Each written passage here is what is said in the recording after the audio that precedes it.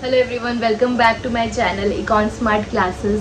In this video, I will be covering a continuation of the previous topic that I have covered from Robinson Crusoe economy. In the previous video, we have discussed diminishing returns to scale basis that what is the optimum point of consumption of Robinson as a consumer and as well as a producer. Okay, so what is the optimum point of the unit of labor that he would employ and the optimum point of consumption of coconut that he would consume. Okay, now let's move on. This is a case for constant returns to scale. Moving on, as you can see it in the book as well,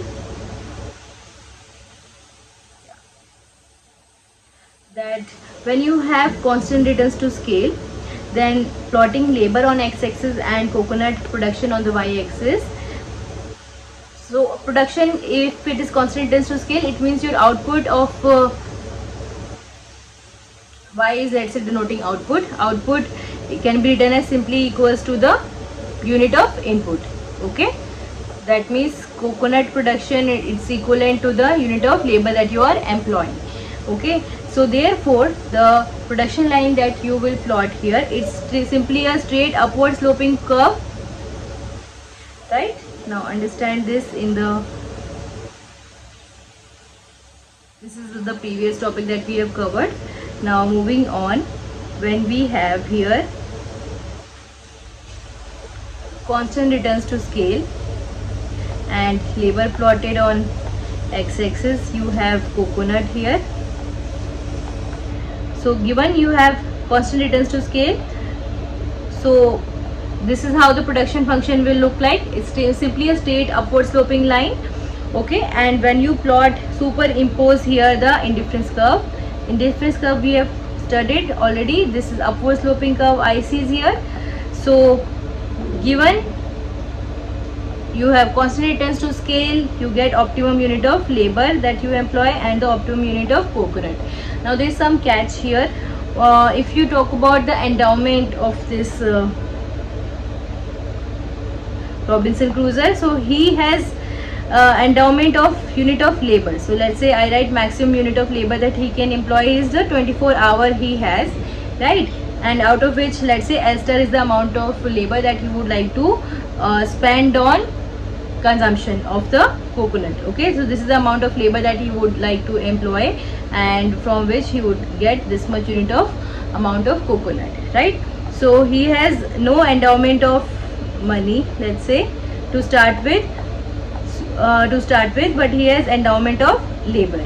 Okay, and this is the competitive equilibrium. Therefore we will study that at this point he will also get the optimum unit of consumption of both coconut as well as optimum unit of labor. Now if you can see here, endowment involves he has zero profit to start with as an endowment, and L bar is the unit of labor that he would employ. So he has 24 hours to spend. Okay, so that is his initial endowment of time that he has.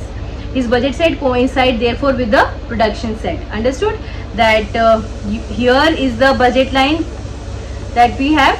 What was the budget line? It was simply the isoprofit line, PC minus WL, right? C minus WL. Now in my previous video we have studied it in detail why profit line, isoprofit line is a upward sloping curve, right? Now on this isoprofit line, when we superimpose production function, so here in this isoprofit line, when you superimpose production function, this is also the isoprofit line, or we can say the budget line. Okay, so on this budget line we get optimum both consumption of coconut and the optimum unit of labor employment, right? So here you superimpose the indifference curve as well as the production function. Okay, now from here you're getting the optimum unit of consumption of coconut and the labor. Now if technology exhibit constant returns to scale, remember this thing, if there are constant returns to scale, then there are zero profit. Why zero profit? Because whatever he is employing, he is getting same unit of consumption of coconut, so he makes zero profit here. And I hope you are aware of the understanding of constant returns to scale concept. It means if you employ X unit of labor, then जो coconut की production से X से multiply किया है, suppose हमने X unit of labour employ किया है, but से हमने T टाइम से इंक्रीज करते हैं अगर लेबर को, तो कोकोनट की प्रोडक्शन भी T टाइम से इंक्रीज करेगी. सो सेम स्केल पर इंक्रीज कर रही है प्रोडक्शन, जितने स्केल से हमने इनपुट को इंक्रीज किया है. और यहाँ इनपुट, यहाँ कोई और रॉ मटेरियल नहीं है. इनपुट में सिर्फ द लेबर टाइम है जो रॉबिन्सन ने एम्प्लॉय किया है.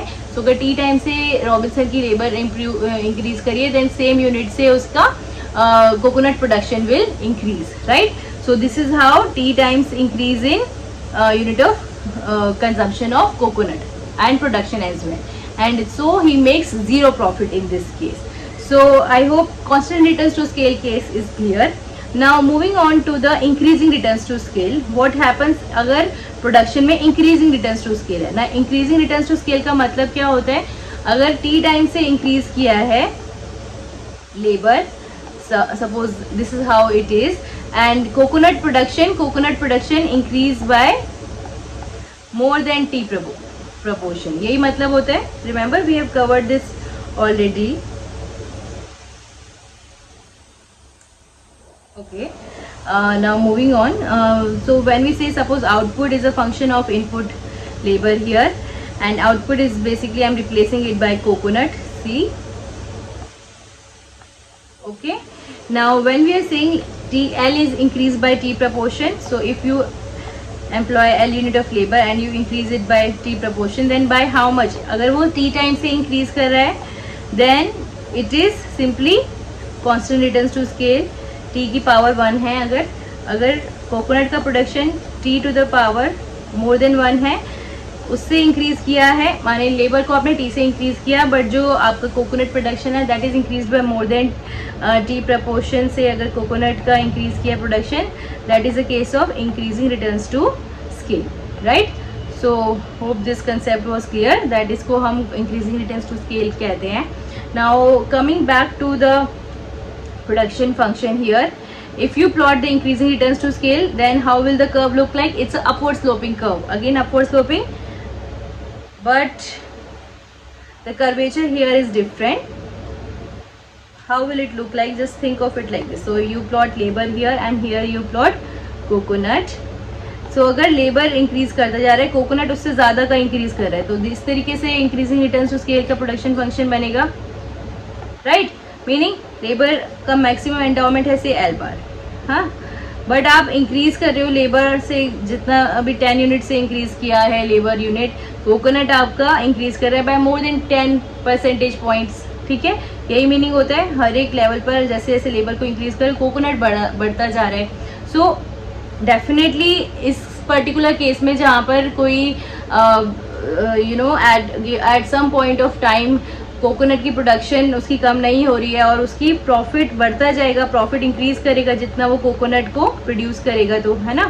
सो जितना लेबर एम्प्लॉय करेगा, अगर वो ज़्यादा रिवेन्यू बढ़ाता जाएगा by increasing unit of labour, उस जो कंजम्पशन ऑफ कोकोनट हो रही है वो ज़्यादा इंक्रीज करती जाएगी, then eventually his profit will keep on rising, right. So कोई पॉइंट ऑफ ऑप्टिमैलिटी इस केस में नहीं हो सकता, won't exist here, right. So here there is no production optimality in this point, and if you superimpose here the indifference curve which are again upward sloping ICs को अगर हम यहाँ पर tangency कहते हैं, ICs are tangent to the production function here, at this point we will understand there is no point of optimality of consumption as well as production in this case, okay. And so profits firm के कभी हमेशा increase करते जाएंगे, तो वो कहीं रुकना नहीं चाहेगा प्रोड्यूस करना, ठीक है, कोई ऑप्टिमम पॉइंट नहीं होगा. सो इसमें हम ये कहते हैं कि कोई कॉम्पिटिटिव इक्विलिब्रियम एग्जिस्ट नहीं करेगा, ऑल्दो ये पॉइंट ऑफ पैरेटो ऑप्टिमैलिटी है. You can see here it's a point of Pareto optimality here. As a consumer वो मैक्सिमाइज कर रहा है अपनी utility, and as a producer वो जिस पॉइंट पर प्रोड्यूस कर रहा है, they are again you know this IC is tangent to production function at this point, but it cannot be achieved by the competitive equilibrium. So this point is not a competitive equilibrium. So increasing returns to scale, always remember this case that here market outcome, which is the competitive equilibrium outcome, cannot be achieved by a Pareto efficient allocation. ठीक है, so ये preferences हमारी non convex preferences भी हैं, and therefore we can say non convex preferences में the prices do not convey all the information to choose efficient allocation. इसका meaning जो हमारा competitive equilibrium है that is not ये able to achieve through the Pareto efficient point, है ना. तो इसलिए हम कह सकते हैं जो प्राइजेस है वो करेक्ट इन्फॉर्मेशन नहीं दे रहे हैं, and we are not able to achieve the market outcome here. Okay, so I hope this increasing returns to scale is also clearer.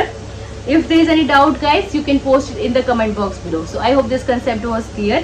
Now if you like the video, please do subscribe to the channel, and spread this with your friends whom you love, because eventually it will help everybody, right? So that is my only intent.